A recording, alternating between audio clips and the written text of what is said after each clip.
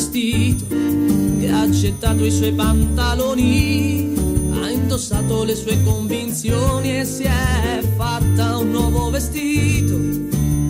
Vivere non è facile in questa strana società, essere quel che si è e sostenere la propria realtà, e la falsa moralità di chi solo di giorno l'addita e poi di notte ci va.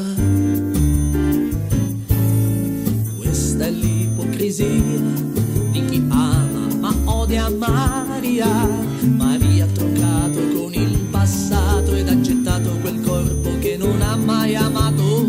Vestita di coraggio è scappata da un retaggio che imprigionava anima, testa e cuore, ha gettato al vento il suo dolore.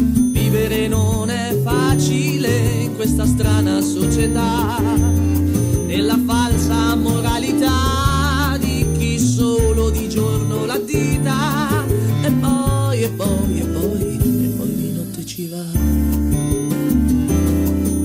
Maria è solo una mia poesia, ma chissà quante Maria per le strade di ogni città, tra misteri e difficoltà, tra le righe della società.